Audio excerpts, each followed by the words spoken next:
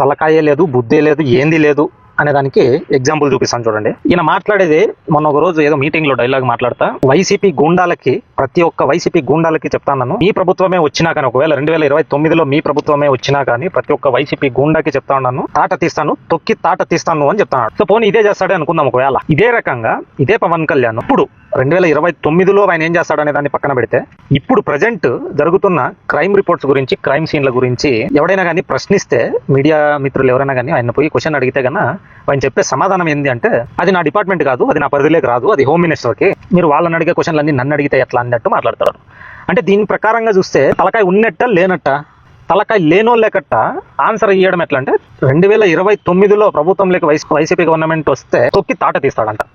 అప్పుడు కూడా నీకేమీ హోంశాఖ రాదు కదా, అప్పుడు నువ్వు ఎట్లా తీసుకుంటావు ఆ పవర్? ఇప్పుడు ఏదైనా క్రైమ్ గురించి మాట్లాడితే అది నా డిపార్ట్మెంట్ కాదు, అది నా పరిధిలోకి రాదు అని మాట్లాడుతున్న పవన్ కళ్యాణ్ 2029లో వైసీపీ ప్రభుత్వం రూలింగ్ లేక వస్తే తొక్కి తాట తీస్తాను అంటున్నావు. అప్పుడు నీకెవడిస్తాడు హోమ్ మినిస్టర్?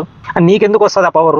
అప్పుడు ఎట్లా నీకు ఇదంతా తొక్కి తాట తీసేదంతా నీ పరిధిలోకి వస్తుంది? కనీసం మాట్లాడేటప్పుడు ఏదో సినిమా డైలాగులు వేస్తే నీ జన సైనికులు అక్కడ ఉండేవాళ్ళు కేకలేసి చప్పట్లు కొట్టచ్చేమో, బట్ నాలెడ్జ్ ఉన్నవాడు ఆ వీడియోస్ని చూస్తే, ఆ మాటల్ని వింటే క్వశ్చన్ మార్క్ వస్తుంది ప్రతి ఒక్కరికి. అది గుర్తుపెట్టుకో పవన్ కళ్యాణ్. మాట్లాడే ప్రతి చోట సినిమా డైలాగుల్లాగా ఎలివేషన్స్ ఇచ్చుకుంటా నువ్వే మాట్లాడతావు, అది నా పరిధిలోకి రాదు, నేను హోమ్ మినిస్టర్ని కాదు, మీరు హోమ్ మినిస్టర్ని అడుక్కోండి అని చెప్పి ఇంకో చోట మాట్లాడతావు, తొక్కి తాట ఇస్తాను అది.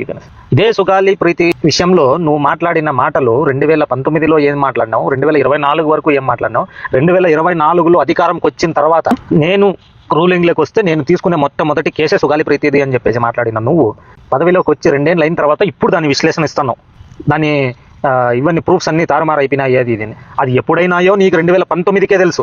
ఆ సాక్ష్యాధారాలన్నీ ఏమేమి అయిపోయినాయి అనేది 2019లోనే తెలుసు. అది జరిగింది ఎప్పుడు, చేసింది ఎవరు, ఏం కథ అనేది 2019కే తెలుసు. అయినా 2024లో ఎలక్షన్స్కి సుగాలి ప్రీతి గారి తల్లికి నువ్వు మాట ఇచ్చినావు, అవసరానికి వాడుకున్నావు ఎలక్షన్కి దాన్ని, ఆ మాటల్ని, ఆ కేసుల్ని. దాని తర్వాత మళ్ళీ నువ్వు ఇప్పుడు 2 ఏళ్ళ తర్వాత నీ అధికారంలోకి వచ్చిన తర్వాత 2 ఏళ్ళ తర్వాత దాన్ని సాక్ష్యాధారాలన్నీ తారుమారై చేసినారు, అది వైసీపీనే చేసింది అనేసి ఇప్పుడు మాట్లాడతావు.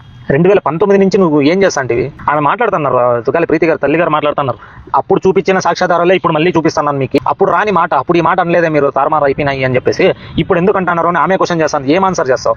నీకు తలకాయ ఉందనుకోవాలా లేదనుకోవాలా? ఒకసారి ఆలోచించండి. ప్రజలు కూడా ఈయన మాట్లాడే సినిమా డైలాగులకి ఓన్లీ జన సైనికులు మాత్రమే చప్పట్లు కొట్టి కేకలేయచ్చేమో, నాలెడ్జ్ ఉన్న ప్రతి ఒక్కరూ డీప్గా ఆలోచిస్తే అసలు ఈ పవన్ కళ్యాణ్కి తలకాయ లేదు అని అర్థమవుతుంది.